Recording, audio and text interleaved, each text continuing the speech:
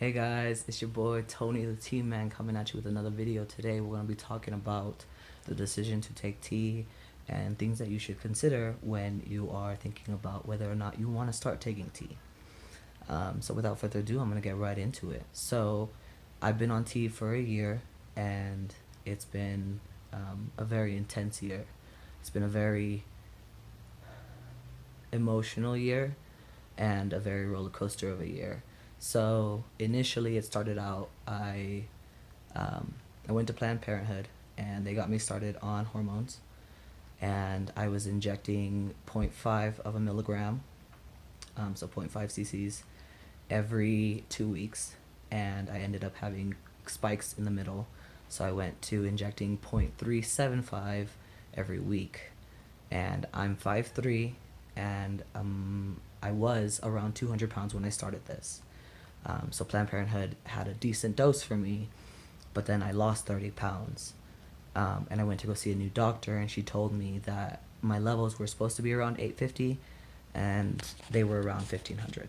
So, something to consider when you're thinking about taking tea is the fact that there's a possibility that you might inject too much, and there's a possibility you might inject too little. And that's not something that you should be scared of, but just aware of. So that's just the first thing. The other thing is that taking tea did make me really angry. It intensified a lot of my anger. It made me feel more irritable. And I think a lot of that had to do with the fact that I was injecting too much.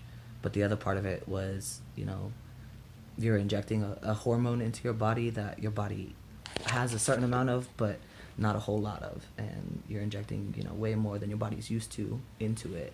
Sorry, my hand's kind of shaky today. But you really got to think about, the risk factors as far as what taking tea does. Quitting smoking is really important because taking tea can lead to blood clots and, other stuff like that.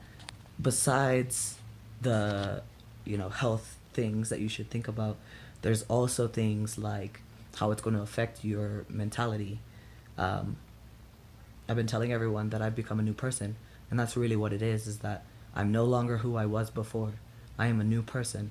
I have new likes and new dislikes, and that happens to normal people, but it's kind of accelerated when you take hormones because it really forces you through a really fast puberty, and once you're through with that puberty, you're not the same anymore. So whereas normal people every so often go through experiences and things, and they I'm sorry, I don't mean to keep saying normal, but I mean anyone who's not taking hormones, anyone who is not transgender, cis people, they tend to go through experiences that change them into new people. And it's the same thing with people who take hormones. We become new people. It's just a little bit faster.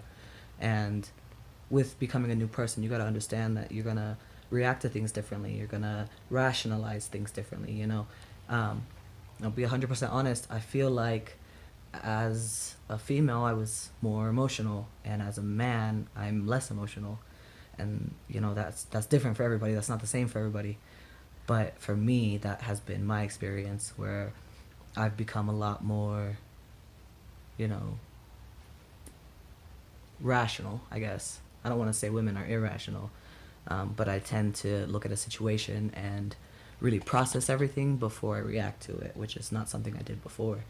And just there's a whole world, around the different genders. I get treated differently as a man than I did as a woman. I'm looked at differently. I'm talked to differently. These are things to consider when you're thinking about taking hormones. Whether you're a trans man or a trans woman, you got to understand that taking hormones is probably the most intense thing you can ever do.